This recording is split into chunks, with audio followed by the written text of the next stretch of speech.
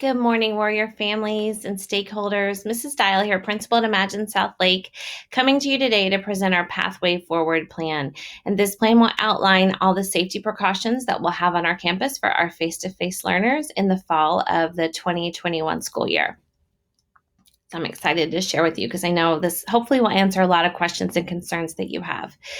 We know that in March of 2020, we had an extraordinary challenge and we had to move our program quickly from in-person to all online. But we also know these things about Imagine South Lake. Our culture of safety has always been our guide. Safety has always been our highest calling. We are problem solvers. We don't run from challenges. We're the warriors. So we lean in and figure out solutions to solve difficult problems. And this plan has been developed, not just me sitting alone in my office thinking that I know all the answers, but we have sought advice and input from an operations advisory committee consisting of staff members and teachers and our leadership team. And we have presented this plan to an advisory committee of parents and students last night to get their input. So we don't want anyone to feel like we're doing these things to them. We know together is better, and so we want everyone to feel like this is something that we worked on with our stakeholders, with our school community, and not in isolation. With that in mind, there are 4 key areas that we will be working towards every day on our campus to do what I'm calling win the day. We want to win the day from before kids arrive. We want to be ready, and we want to win the day after kids arrive, so we're getting ready and clean for the next day. So we've looked at 4 key areas for doing that, and this document is color-coded accordingly. With safety of culture in mind, and at the very center of everything we're trying to do, we've considered ways that we can make sure that we're physical distancing on campus to the maximum extent possible. We are looking at administrative solutions, we are looking at engineering solutions, and we have looked at personal solutions. So much of what needs to happen day in and day out in our school community really comes down to personal responsibility. And that's something that we have worked to instill in our warriors already as a National School of Character, but it is certainly something that we will be educating our families, our teachers and staff, and our students on, are the personal responsibility measures that need to be taken every day to try to keep our campus safe. So we'll go through each one. Physical distancing. We are working in our classroom to get the maximum amount of space possible in between students when they're sitting at their desk or their table. I've been very honest in telling you we do not have space in our classrooms for 6 feet, but we are trying to really evaluate what is essential furniture that needs to be in the classroom and what can come out to make space for students to sit in the same direction rather than very close proximity to one another, or sit at the ends of a table only, so that we have the maximum amount of space possible.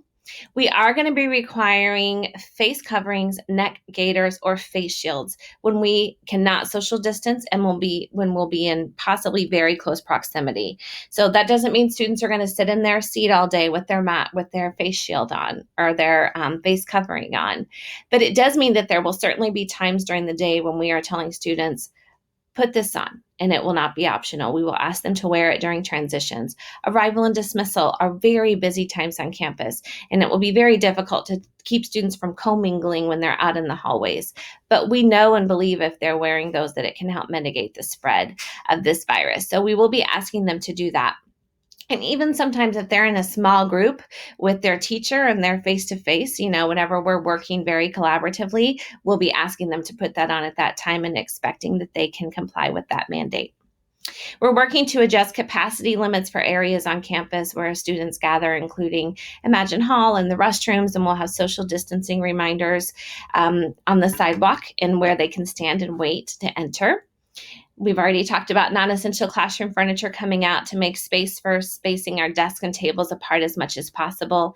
And we're working on optimizing our schedules to have lower density in places and ease capacity, including in Imagine Hall. While we are, as a state in Florida, while we are in phase 2, we will be eating in our classrooms every day. Students can still purchase lunch, go through the lunch sign. It'll be packaged in a nice to-go container, and they'll take it back to their classroom to eat.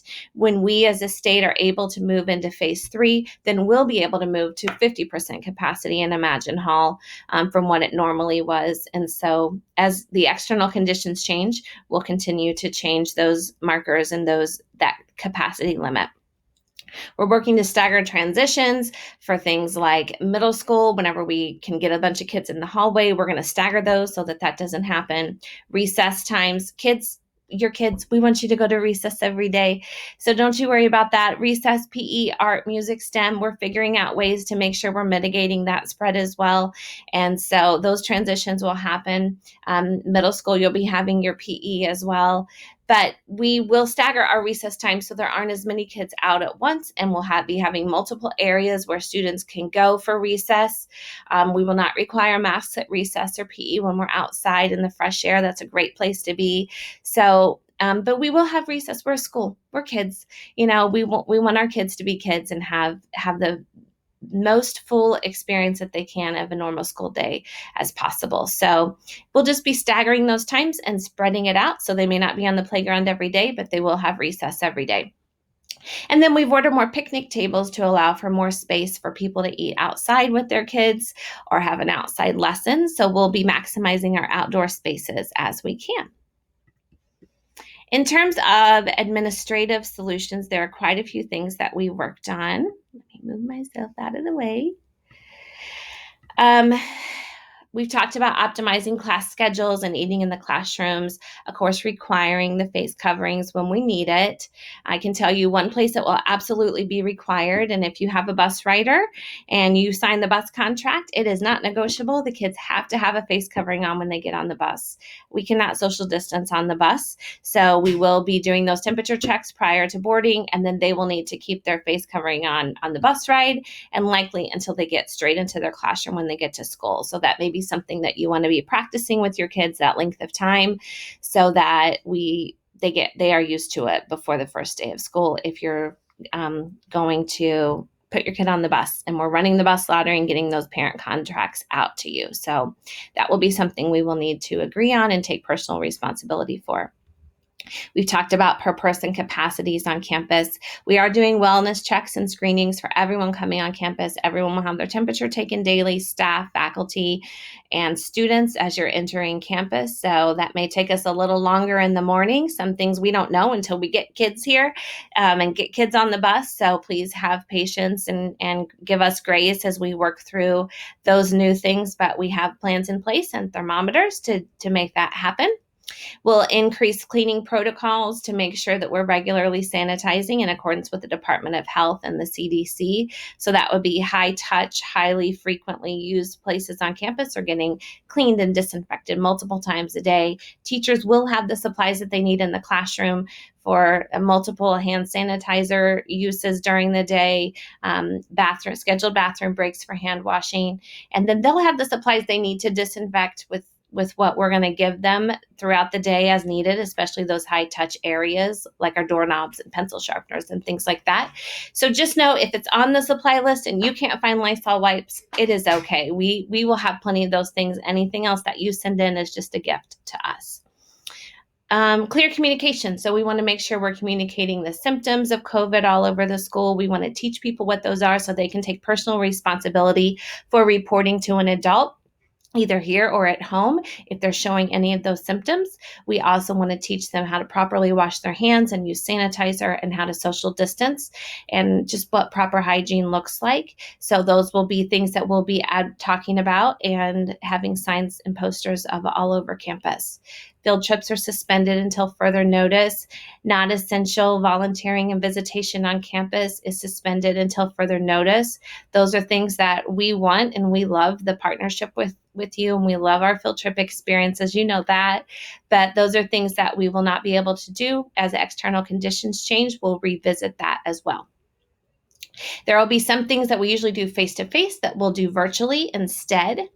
We are making an effort to minimize the commingling of classes by creating cohorts. So each homeroom in K-5 is considered a cohort, and we want to treat that kind of like a nuclear family, that we know that those kids are going to be together during the day, but we want to prevent commingling with other groups of kids as much as we can. So we'll be trying to design our schedule around that goal. And same thing in middle school. We'll have cohorts of students together that are together for the day, and we'll be trying to prevent commingling with other groups of students to the maximum amount possible.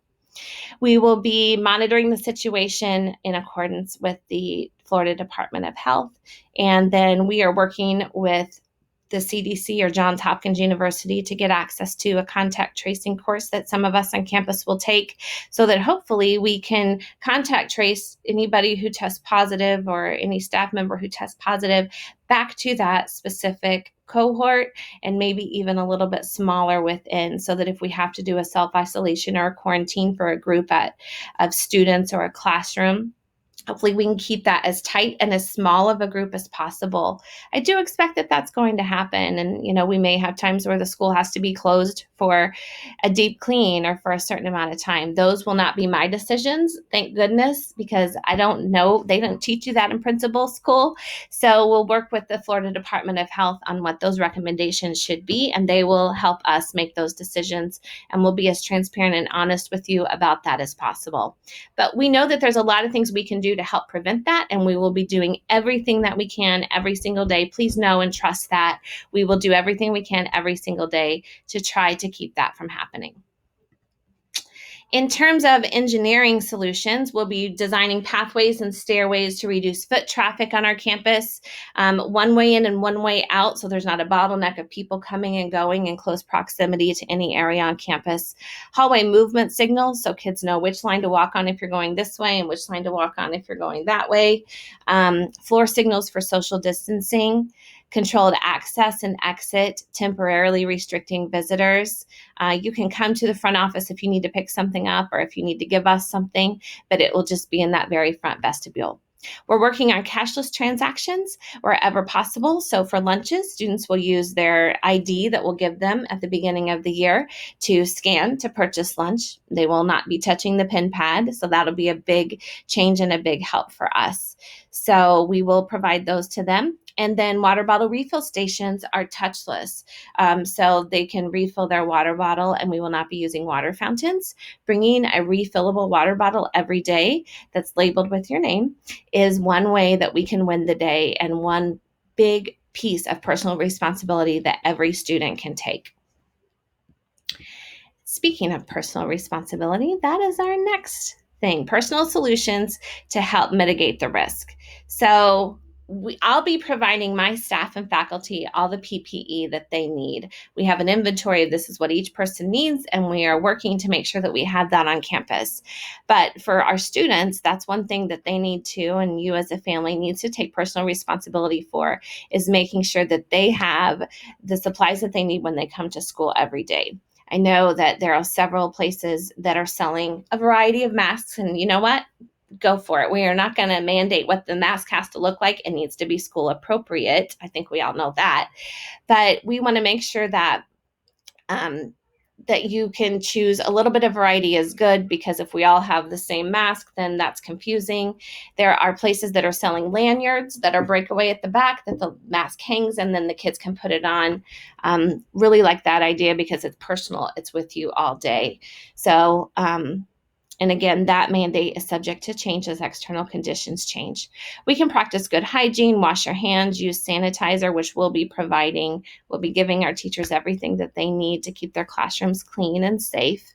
We can own our own behavior. We have to be careful as a staff, and you have to be careful as students and families of Imagine Southlake about how you behave when you're not at school. We're going to help make sure that these things are in place when you're here. But if you're not following those guidelines when you're out in public or other places, then it's going to be very difficult for us to mitigate the spread here. So we just have to always keep those things in mind about how we're exposed and what our choices are. I know those are difficult things. My family's made difficult decisions with things like that this summer and since March too, but it's a big part of personal responsibility. Bringing that water bottle every day is very important. We're working on non-punitive policies for sick faculty and staff and students too. So we want you to stay home if you're not feeling well. And we want to teach kids what the symptoms are so they can communicate and let us know if they're not feeling well. Our staff will have 24/7 access to Teladoc health service. We want to get comfortable reminding each other to follow our safety rules. We know together is better, and we want to hold each other accountable. And then we know education is key. So these are just some of the things that are in the Path Forward document. We're going to put it on our website, on our reopening page, where we'll archive everything that we're sending out. So it's all in one place, a quick stop shop for you to look at everything. But I would encourage you to read the whole plan and see there's just a few more pages that I don't want to cover, or I don't want to make this video an hour long. So there's more information there that I would encourage you to go read and look through. And then we know that using safety as our guide, we'll continue to evolve our operations to meet the needs of external conditions and to meet the needs of our campus. This is our plan, but like I said, when we get kids here and people here and we're functioning, there will be some tweaks and some things that we have to change. We're not naive to think that naive enough to think that we've thought of everything. So we'll continue to evolve our operations as needed, but we will also continue to lean in and lead through tough challenges. We're leaders in our community. We're warriors. So we will not stop doing that. And we will not stop educating our staff and our students and you on ways that we can solve complex problems, because that is who we are. So then you'll see our reference page. We did not make all these things up ourselves. We certainly used reliable sources and primary sources to build this plan. And then we want you to know that tomorrow night at 7 o'clock, on our school Facebook page, we're going to do a question and answer session. So you can join us live. You can type your question in the comment box, and we will do our best to answer it. Or we'll say, we haven't thought of that. Thank you. Let us work on that. Or we'll say, we don't have enough information about that yet. We just don't know. I can tell you, we're not thinking about spring. We're not planning graduations. We're taking this one semester at a time. That is what the state has said. They'll only approve our reopening plan for the fall semester. So we'll be figuring out January at a later time. We're just focused on this fall semester. So I would encourage you, if you look through this document and you go on the website on the reopening page and you read it and you still have a lot of questions, please join us, because we want to be as transparent as we can with you, and we will tell you what we know, or we'll say, we don't know that, we haven't thought of that, let us work on it.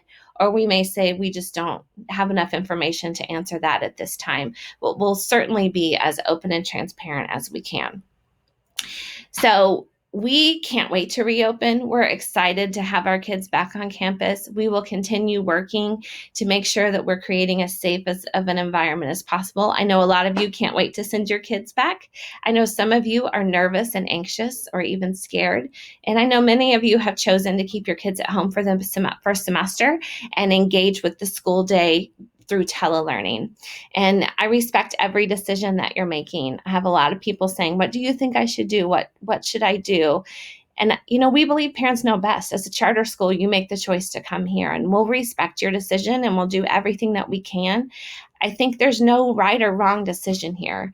It's really a personal decision of what will help you, of what kind of risk you're exposing your family to already, or medical conditions that are happening. But please, there's no right or wrong. We are so grateful to have such an encouraging school community.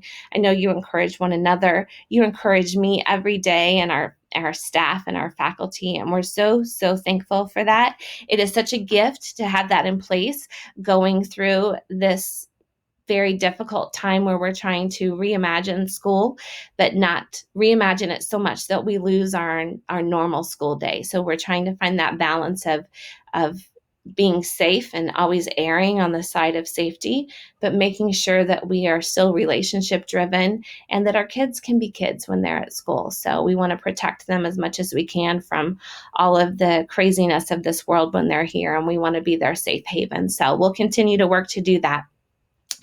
So enough rambling. Thank you for watching this all the way through to the end, but please join us on Facebook tomorrow night if you have any questions, and we will do our very best to answer them. Thank you so much, and have a great day, and thank you for choosing Imagine Southlake and for sticking with us through this trying time. So thank you.